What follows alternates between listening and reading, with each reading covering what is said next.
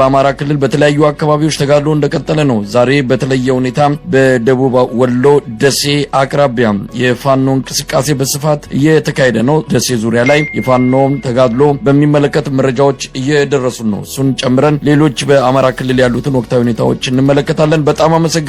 መስመር ላይ በጉዳዩ ዙሪያ የቀረበ መረጃ ያላቸውን እንግዳ አግኝቻለሁ። እስቲ ምንድነው ዛሬ በአማራ ክልል ያለው ሁኔታ? አመሰግናለሁ መሳይ። ዛሬ ታበር ላይ ውጊያ እየተካሄደ መራኛ እና ሬማ ላይ ከፍተኛ የሆነ በፋኖች ተጋድሎ እየተካሄደ ነው ያለው። ካራ ምሽግ በዛሬው ዕለት በፋኖ እጅ ወድቃለች። ወሎ ላይ ያለውን እንመልከት። ዛሬ ትልቁ በሰፊው የተነሳ ያለው ወሎ ያለው ጉዳይ ነው። ወሎ በጣም ቀዝቃዛ የሆነ እንቅስቃሴ ነበር፣ አሁን ግን ተጋጉሏል። ደሴ ባሩዱ እየሸተታት ነው። እስቲ ምንድነው ያለው? እሱ በጣም የሚገርም ነገር ነው። ፋኖ ትግል ከመቼውም በላይ ያስደነቀን ያስደመመን ነገር እንዴት እየተናበቡ እንደሚሰሩ የሚገርም ነው እና ደሴና ኮምቦልቻ በዛሬው ዕለት በከፍተኛ ውጥረት ላይ ነው ያለ። የፋኖ አመራሮች ለደሴና ለኮምቦልቻ ህዝብ ጥሪ እያቀረቡ ያለበት ነው። ምንድነው ከላይ ከሰሜን ወሎ ብንነሳ ራያና ቆቦ ላይ የደፈጣ ውጊያ እየተደረገ፣ ላቂት ላይ ከፍተኛ ውጊያ እየተደረገ፣ ቲራ በአሁኑ ሰዓት በፋኖ እጅ የወደቀችበት ነው። አምባሰልና ወገን ጤና አካባቢ ላይ ከፍተኛ ተጋድሎ እየተካሄደ፣ ደለንታ ፀሐይ መውጫ ላይ የምስራቅ ፋኖ ተቆጣጥሮታል። በአሁኑ ሰዓት ደሴ በአሁኑ ሰዓት ከፍተኛ ውጥረት ነው። የብልጽግና አገዛዝ ስብሰባ አደርጋሉ ብሎ ለካድሬዎች ያለውን አንስቶ ወደ ኮምቦልቻ እንዳዞረ ነው የሰማ ነው። ከዛ ኮምቦልቻ በሚገርም ሁኔታ ሀርቦ ማለት እንግዲህ ደቡብ ማለት ወደ አዲስ አበባ የሚወስደው ነው። እሱ ላይ የደፈጣ ውጊያ እየተካሄደ ነው በፋኖች። እንግዲህ በሌላም አቅጣጫ እንዴት አድርጎ ቆርጠው እየመጡ እንደሆነ ለማሳየት።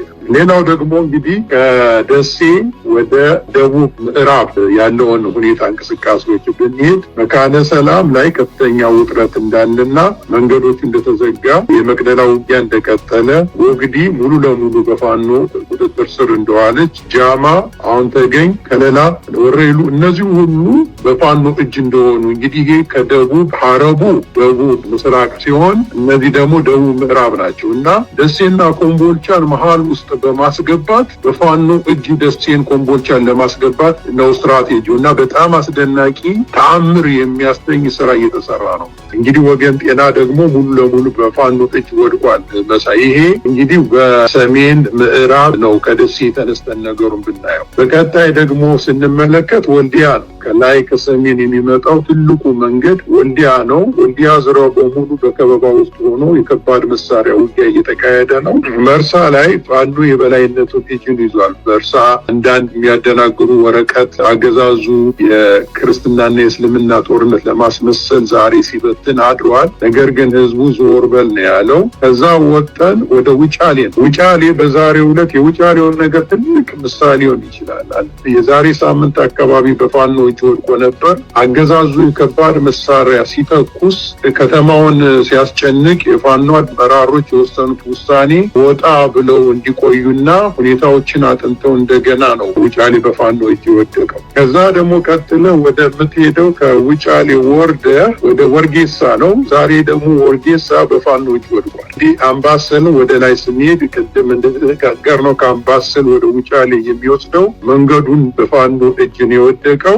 የሐይቅ ከተማ ደግሞ ዛሬ እስከ ተወሰነ ሙሉ ለሙሉ ተይዞ ሊሆን ይችላል፣ ግማሹ የሚሆነው በፋኖ እጅ እንደወደቀ ነው። ሐይቅ እንግዲህ መሳይ ከደሴ 27 ኪሎ ሜትር ርቀት ላይ ያለ፣ ከሐይቅ ደግሞ ወደ ምዕራብ ደቡብ ምዕራብ ያለችው ኩታበር ላይ ውጊያ እየተካሄደ ነበረ። ፋኖ አሁን ወደ አመሻሹ ላይ ከተማዋን እየተቆጣጠረ እንደሆነ ነው። በጣም የሚያስደንቅ ደግሞ ከሱ ከኩታበር ወደ ደቡብ ከደሴ በሰሜን በኩል ያለው በሩ ሜዳ ላይ 13 ኪሎ ሜትር በታች ነው። እንግዲህ ከደሴ የቶክስ ድምጽ እየተሰማ ደሴ ውስጥ ሽብር እየተከባ ነው። ወረባቦን ፋኖ ተቆጣጥሮታል። ወረባቦ ማለት ከጭፍራ የአፋር መስመር ስትራቴጂካል ከሆነችው ቦታ ላይ በቅርብ ርቀት የእግር ጉዞ ርቀት ላይ ያለ ነው። አመጣጡ ምንድነው? ወደ ባቲ መጡ ኮምቦልቻን ቀለበት ውስጥ የማስገባት በሁሉም ነው። ሸዋሮቢት፣ ደብረ ሲናና ደብረ ብርሃን መንገዶች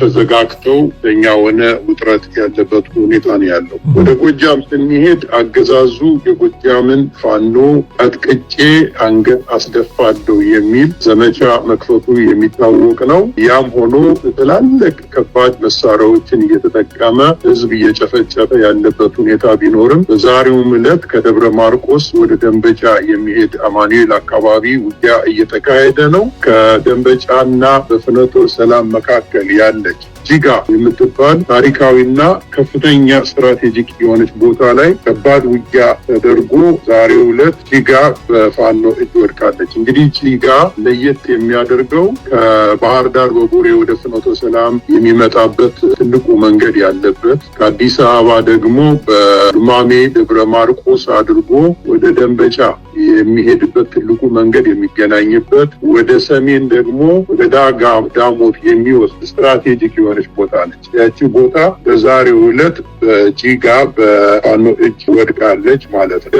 ምስራቅ ብንሄድ ደግሞ ሞጣ ላይ ከፍተኛ ተጋድሎ እየተካሄደ ነው። አንድ ጊዜ የፋኖ ኃይል ይበረታል፣ ሌላ ጊዜ ደግሞ በከባድ መሳሪያ የመታ መከላከያ የኃይል ሚዛኑን የያዘ የሚመስልበት ሁኔታ አለ። ደብረ ወርቅ ላይ ያው ትልቅ የሆነ ተጋድሎ እየተካሄደ ነው። ሌላው ከመርጦ ለማርያም ተነስተን ወደ ሰኞ ገበያ እና ወረያ ወደሚባለው ቦታ፣ ይሄ እንግዲህ ወደ ምዕራብ ወሎ ወደ መካነ ሰላም የሚወስደው ትልቁ መንገድ ነው። እሱ ላይም የፋኖ እጅ ጠንክሮ ፋኖ የበላይነቱን የያዘበት ሁኔታ ነው ያለ። ወደ መሀል ያለውም ደግሞ ደጋዳሞት ፈረስ ቤትና ቋሪት ላይም ተጋድሎ አለ።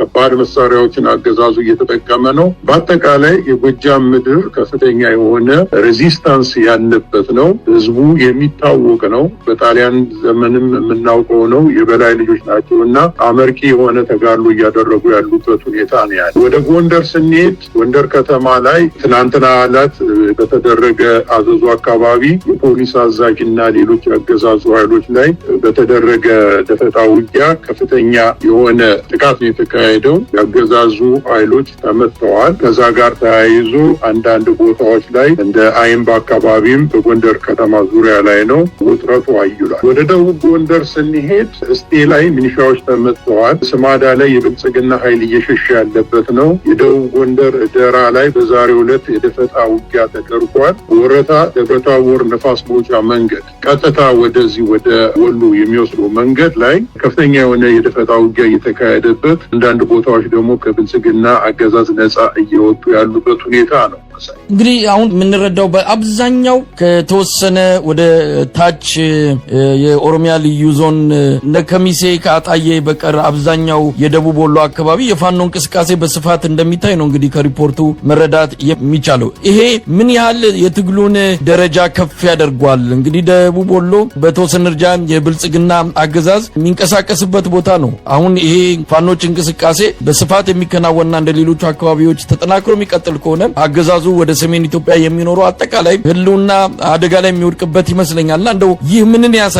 ወሎ ላይ በተለይ ደቡብ ላይ የሚደረገው እንቅስቃሴ በአጠቃላይ የአማራ ክልል ከብልጽግና እጅ የጸዳ መሆኑን፣ ብልጽግና የአማራን ክልል መቆጣጠር የማይችልበት ደረጃ በአስተማማኝ ሁኔታ መድረሱን የሚያሳይ ነው። ቀደም ሲል እንዳልኩት የፋኖቹ እንቅስቃሴ በጣም የሚያስደምመው ለምሳሌ በጎጃም ምስራቅና ምዕራብ ጎጃም ላይ በከፍተኛ መሳሪያ ታጥቆ ሲመጣ ፋኖች የኮንቬንሽናል ጦርነትን አይደለም የመረጡ፣ እየተናበቡ ስለሚሰሩ በአብዛኛው የደፈጣ ውጊያ ውስጥ ነው የገቡ። እንግዲህ የደፈጣ ውጊያ እንደሚታወቀው የትግራይን ጦርነት እንኳን እንደምሳሌ ብንጠቀም 3 ሳምንት ባልሞላ ጊዜ ውስጥ ነው መቀሌ የተገባው። ነገር ግን የደፈጣ ውጊያ ከዛ በኋላ የነበረውና ያስከተለውን እናውቃለን። ፋኖ ስትራቴጂ በጣም በረቀቀ ስልታዊ በሆነ ሳይንሳዊ በሆነ በተናበበ የሚሰራ የፋኖን ትግል እዛ ጎጃም አካባቢ ላይ ሲጠብቁት በከፍተኛ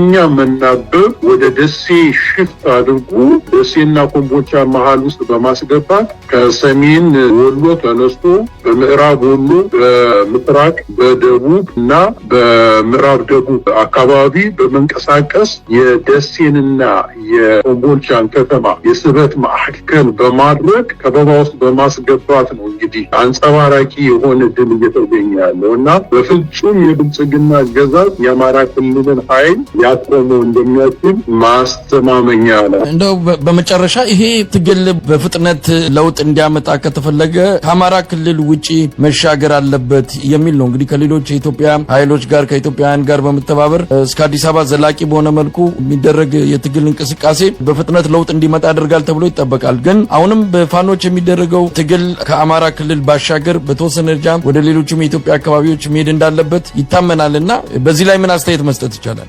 የፋኖን የትግል ስትራቴጂ መሬት ላይ ባሉትና እየሰሩ ባሉት አመርቂም ስለሆነ በምን መልኩ ያገዛዙን ኃይል ማዳከም እንዳለባቸው የአጭር ጊዜና የረጅም ጊዜ እቅድ አውጥቶ የሚጓዙ ናቸው። ስለዚህ የገባው ኃይል በተለያየ መልኩ መጀመሪያ መዳከም አለበት። ያን የማዳከም ስራ እየሰሩ እንዳለ ነው የሚታየኝ። በአጠቃላይ ግን የፋኖ መሪዎች የፖለቲካም ሆነ የሚሊተሪ ኃይሎች የሚሰሩትን ያውቃሉ። አንዳንዶች ቀን ወጥቶ ይፋ ሲደረግ ነው እንግዲህ ማንነታቸው የሚታወቀውና በረቀቀ ስልት እየሄዱ ስለሆነ ያን አካሄድ ለነሱ መተው እኔ ለጋዜጠኞችም ለናንተም ሆነ ለዲያስፖራው ማሳስበው ነገር ምንድነው የነሱን አካሄድ በረቀቀ መንገድ እየሄዱ አመርቂ ውጤት እየተገኘ ስለሆነ ባንክ ታንክ ያዘ ኃይል ጋር ነው የገጠሙት፣ ድሮን ያለው ኃይል ጋር ነው የገጠሙትና የነሱ ስልት የነሱ የሚሄዱበት ጥበብ አመርቂ ነውና ያን መከተሉ ይሻላል ብዬ ነው ማምነው። በጣም አመሰግናለሁ።